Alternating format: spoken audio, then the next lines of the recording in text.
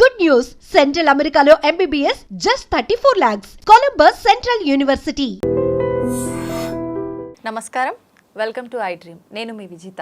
ప్రస్తుతం మనతో పాటు ఉన్నారు ప్రముఖ జ్యోతిష్యులు డాక్టర్ గుండెపూడి శివసుధీర్ శర్మ గురువు గారు. ఇప్పుడు గురుగారితో మాట్లాడి మరిన్ని విషయాలు తెలుసుకుందాం. నమస్కారం గురుగారు. శ్రీమాత్రే నమః, శ్రీ గురుభ్యో నమః. గురుగారు, ఈ మాసంలో సంకష్టహర చతుర్థి రాబోతుంది. ఈ మాసంలో వచ్చే ఈ సంకష్టహర చతుర్థికి ఏదైనా ప్రత్యేకమైన విశిష్టత ఉందా గురుగారు? చాలా అమ్మ, మనకి ప్రతి మాసంలో కొన్ని రోజులు విశేషమైనటువంటి రోజులు పండగలుగా మనం చేసుకుంటూ ఉంటాం. అవును. పౌర్ణమి, అమావాస్య, ఏకాదశులు, మాస శివరాత్రి, ఇలానే బహుళ అష్టమి. అలాగే పౌర్ణమి తర్వాత వచ్చేటువంటి 4వ రోజు చవితి. దాన్ని బహుళ చవితి అని పిలుస్తాం. ఈ బహుళ చవితినే సంకటహర చతుర్థి, సంకష్ట చతుర్థి అని చెప్పి పిలుస్తూ ఉంటారు. ఓకే. సంకష్టహర చతుర్థి అంటే కష్టములు తెలుగు చేసేటువంటిది, హరించేటువంటిది, కష్టాలు హరించేటువంటి చవితి కాబట్టి సంకటహర చతుర్థి. అలాగే మనం ఏ పూజ చేసినా ఎవరికి చేస్తాం? ముందు మొట్టమొదటిగా గణపతికి చేస్తాం. ఆది పూజ్యో వినాయకః. ఆయనకి చేయకుండా ఏ పూజ చేయం. దేవతలు సైతం ఏదైనా కార్యం నిర్విఘ్నంగా సాగాలి అని చెప్పి మొదలుపెట్టేటప్పుడు మొట్టమొదటిగా ప్రార్థించేదే గణపతిని. విఘ్నాలకి అధిపతి కాబట్టి, విఘ్నాలు తొలగించేటువంటి శక్తి ఆయనకున్నది కాబట్టి గణపతికి పూజ చేస్తూ ఉంటాం. మరి ఈ మాసంలో వైశాఖ మాసం, ఈ వైశాఖ మాసంలో వచ్చేటువంటి సంకటహర చతుర్థికి ఏమైనా ప్రత్యేకత ఉందా అంటే, ప్రతి మాసంలో మనకి సంకటహర చతుర్థి వస్తూనే ఉంటుంది. కానీ మాసాలలో విశేషమైనటువంటి మాసాలు 4 మాసాలు ఉంటాయి. ఈ 4 మాసాలు ఏమిటి అంటే ఆ, కా, మా, వై. ఆషాఢమాసం, కార్తీక మాసం, మాఘమాసం, అలాగే వైశాఖ మాసం. ఈ వైశాఖ మాసానికి పౌర్ణమి రోజున విశాఖ నక్షత్రంతో కూడుకున్నటువంటి పౌర్ణమి అవుతుంది. ఈ 12 నెలలకి కూడాను పౌర్ణానికి ఒక నక్షత్రం వస్తుంది కాబట్టి ఆ మాసాలకు ఆ పేర్లు వచ్చినాయి.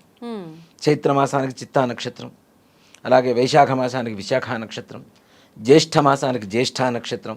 ఆ పౌర్ణమి రోజున ఆ నక్షత్రం వస్తుంది కాబట్టి ఆ మాసానికి మొత్తం కూడాను ఆ నక్షత్రం, నక్షత్ర అధిపతి ఎవరైతే గ్రహం ఉంటుందో వాళ్ళే అధిపతులుగా ఉంటారు. అలాగే వైశాఖ మాసానికి విశాఖ నక్షత్రం వస్తుంది కాబట్టి విశాఖ నక్షత్రాధిపతి ఎవరు అంటే బృహస్పతి, గురుడు. ఈ విశాఖ నక్షత్రాధిపతి గురుడు అయినటువంటి కారణం చేత వైశాఖ మాసానికి చాలా విశేషమైనటువంటి ప్రత్యేకత సంతరించుకుంది. ఎలా అంటే మనకి ఏదైనా వివాహం కావాలంటే చూడండి, గురుగ్రహ అనుగ్రహం కావాలి, గురుబలం కావాలని చెప్తూ ఉంటాం. అలాగే మంచి విద్యా బుద్ధులు నేర్చుకోవాలన్నా, పరీక్షల్లో పాస్ అవ్వాలన్నా, అలాగే అనుకున్నటువంటి సకల కార్యాలు ఏదైనా ముందుకు వెళ్ళాలన్నా మనకి చదువు చెప్పినటువంటి గురువు గారి అనుగ్రహం ఎంత అవసరమో బృహస్పతి గ్రహాలలో బృహస్పతి గ్రహ అనుగ్రహం కూడా అంతే అవసరం. కాబట్టి ఈ మాసంలో ముఖ్యంగా ఇష్టమైనటువంటి రోజులు బృహస్పతికి ఉన్నటువంటి రోజుల కారణం చేత బృహస్పతి అనుగ్రహం ఈ మాసంలో వచ్చేటువంటి ఏ విశేషమైనటువంటి రోజులు కావచ్చు, లేదా 30 రోజులు కావచ్చు, ఏదైనా మనం ఒక ప్రత్యేకమైనటువంటి సంకల్పం చేసుకొని పూజ చేసుకుంటే తప్పనిసరిగా ఆ సంకల్ప సిద్ధి బృహస్పతి అనుగ్రహం చేత కలుగుతుంది అని చెప్పి ఒక ప్రత్యేకత ఉన్నది.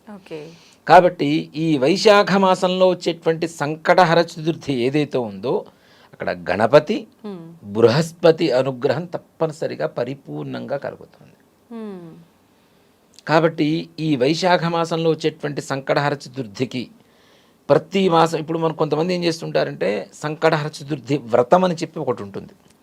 వ్రతము అంటే దీక్షగా ఉండడమే వ్రతం. దానికి కొత్తగా కథలు ఇట్లాంటివంటి ఏమి ఉండవు. పొద్దున్నే లేవటం, స్నానం చేయటం, చక్కగా పూజ చేసుకోవడం, గణపతికి ప్రీతిగా చతురావృత్తి తర్పణం అని చెప్పి 444 సార్లు, చతుహు అంటే 4, వృత్తము ఆవృత్తం అంటే 3 సార్లు, 3 4 ఎంత 444 అవుతుంది కదా వరుసన పేరిస్తే.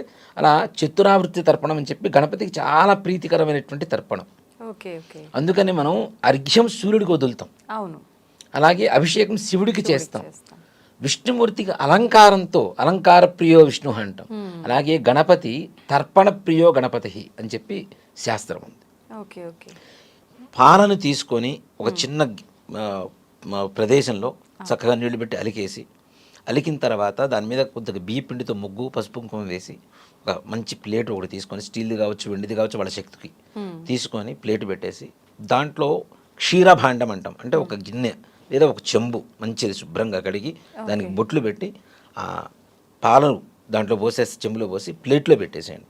పెట్టి గణపతి ఆవాహనం అవుతున్నట్టుగా భావన చేసుకొని ఆ క్షీరభాండానికి పూజ చేసి ఓం గం గణపతయే నమః అనేటువంటి మంత్రంతో తప్పనిసరిగా ఆ పాలు ఏవైతే చెంబులో ఉంటాయో ఒక ఉద్ధరణితో కానీ స్పూన్తో కానీ తీసుకొని ఓం గం గణపతయే నమః క్షీరం తర్పయామి అని చెప్పి ఆ ప్లేట్లో 444 సార్లు ఉదయం పూట తర్పణం చేసి సాయంకాలం వరకు ఉపవాసం అంటే అంతకుముందు కూడా చెప్పుకున్నాం, ఏమీ తినకుండా కాదు, నిరాహారంగా ఉండమని ఏ శాస్త్రాలు పురాణాలు చెప్పట్లేదు కాబట్టి మితాహారం తీసుకొని సాయంత్రం వరకు ఉపవాసం ఉండి గణపతికి అవకాశం ఉన్న చోట ఎక్కడైనా గణపతి దేవాలయానికి వెళ్ళి చక్కగా అభిషేకం చేసుకొని ఆయనకి ఉండ్రాళ్ళు ఏవైతే ఉంటాయో ఉండ్రాళ్ళు లేదా కుడుములు ఈ రెండిట్లో ఏవైనా సరే మన శక్తి కొలది ఉండ్రాళ్ళు, కొబ్బరికాయ, ఒక 5 అరటిపండ్లు నివేదన చేసి గరికతో పొద్దున ఏదైతే చతురావృత్తి తర్పణం ఓం గం గణపతయే నమః అనేటువంటి మంత్రంతో చేశారో అలాగే అదే మంత్రంతో గరికతో 108 సార్లు గణపతికి పూజ చేసి ఇవి నివేదన పెట్టి ఆ ప్రసాదం వాళ్ళు భుజించి అందరికీ ప్రసాదం పెట్టడం ద్వారా గణపతి పరిపూర్ణమైనటువంటి అనుగ్రహం కలుగుతుంది. వైశాఖ మాసంలో చేసేటువంటి సంకష్టహర చతుర్థికి ఈ విధంగా కనుక పూజ చేయగలిగితే చాలా విశేషమైనటువంటి సంకల్ప సిద్ధి జరుగుతుంది. గణపతికి మనం పెద్దగా ఖర్చు పెడుతున్నది కూడా లేదు, కొద్దిగా పాలు ఉదయం పూట మనం పూజ చేసుకుంటాం, సాయంకాలం కుడుములు కానీ ఉండ్రాళ్ళు కానీ కొబ్బరికాయ ఇవి. ఇక్కడ ముఖ్యంగా గణపతికి పూజ చేయడం ద్వారా వైశాఖ మాసంలో బృహస్పతి అనుగ్రహం ఎంతైతే కలుగుతుందో గణపతి ఎవరికి ఏ గ్రహానికి అధిపతి అంటే కేతు గ్రహానికి అధిపతి. ముఖ్యంగా ఈ చర్మ వ్యాధులు, రక్త సంబంధమైనటువంటి అనారోగ్యాలు, ఈ స్పాటక మచ్చలు అని చెప్పి మొహం మీద వస్తుంటాయి కొంతమందికి, ఇలాంటి వాళ్ళకు కూడా గణపతి ఆరాధన ద్వారా తప్పనిసరిగా వీరికి ఒక మార్గం అనేది కనబడుతుంది. అనారోగ్య పరిస్థితి నుంచి కూడా బయటపడటానికి ఇదిగా ఉంటుంది. అలాగే పిల్లలు ఎక్కువగా క్రోధంగా ఉండడం చేత, అంటే కోపంగా ఉంటారు కదా, ఆ కోపంగా ఉండేటువంటి వాళ్ళని కూడా కంట్రోల్ చేసేటువంటి శక్తి గణపతికి ఉంటుంది. గరిక అని ఎందుకు చేస్తాము అంటే గరిక కేతు గ్రహానికి ప్రతీక.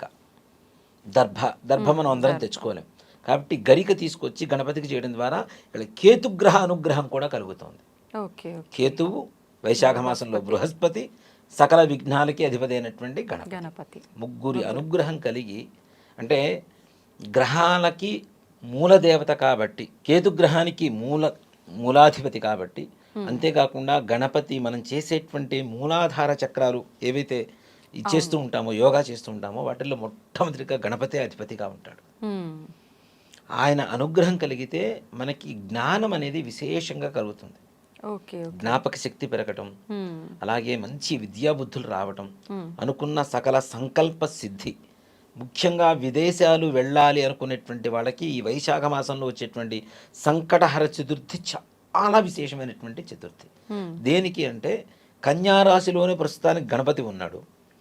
హస్తా నక్షత్రాన్ గణపతి పుట్టింది హస్తా నక్షత్రంలో, హస్తా నక్షత్రం కన్యారాశిలో ఉంటుంది, కేతుగ్రహం ఆటోమేటిక్గా అదే రాశిలో ఉంది. కాబట్టి విదేశ ప్రయాణాలు చేయాలనుకునేటువంటి వాళ్ళకు కూడా తప్పనిసరిగా ఈ యొక్క వైశాఖ మాసంలో వచ్చేటువంటి సంకటహర చతుర్థి చాలా విశేషమైనటువంటి ఫలితాన్ని ఇస్తుంది. ఓకే.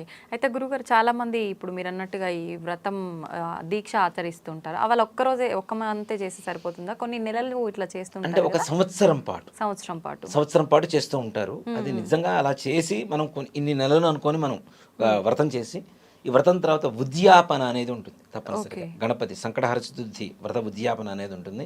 దానికి ఆ ఉద్యాపన కూడా ఏం చేస్తారు అంటే ఒక చిన్న మన గంప అంటాం, అంటే వెదురు బద్దలతో తయారు చేస్తూ ఉంటారు.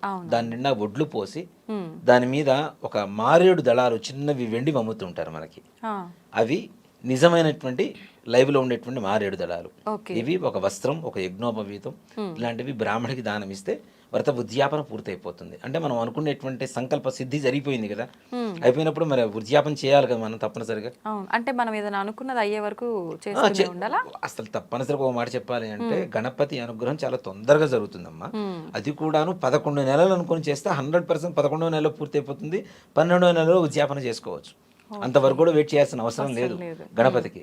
ఆయన లక్ష్మీ గణపతి, హేరంబ గణపతి, అలానే సిద్ధి గణపతి, బుద్ధి గణపతి, ఉచ్చిష్ట గణపతి అనేటువంటి ఒక అనుష్ఠాన విధానం చాలా ఉత్కృష్టమైనటువంటి విధానం. అది ఉచ్చిష్ట గణపతి అనేటువంటి మంత్రాన్ని ఉపదేశం చేసినటువంటి వాళ్ళ నోట్లోంచి వచ్చే ప్రతి మాట కూడా ఒక ఆయుధంలాగా, శాసనంలాగా తయారవుతుంది. ప్రపంచంలో ఎక్కడో ఉండేటువంటి వ్యక్తులంతా కూడాను వీళ్ళకి సంబంధం లేనటువంటి వ్యక్తులు కూడా వీళ్ళకి పరిచయం అవుతూ ఉంటారు. అంత శీఘ్రమైనటువంటి వశీకరణ కలుగజేసేటువంటి మంత్రమే ఈ యొక్క ఉచ్చిష్ట గణపతి. గణపతి దగ్గర అంటే చాలామంది అనుకుంటారు గణపతి గణపతి విఘ్నానికి అధిపతి, మనం కార్యాంగ దిగ్విజయం కోసం చేస్తున్నామని. సకల ధన జన వశీకరణాధిపతి గణపతి అవుతున్నాడు. లక్ష్మీ గణపతి కదా.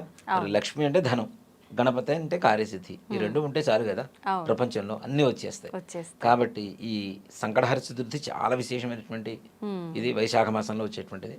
అందరూ ఆచరించండి, మంచి గణపతి అనుగ్రహాన్ని పొంది ధరించండి. చక్కగా వివరించారు గురుగారు. ధన్యవాదాలు. శ్రీమాత్రే నమః. శ్రీ గురుభ్యో నమః.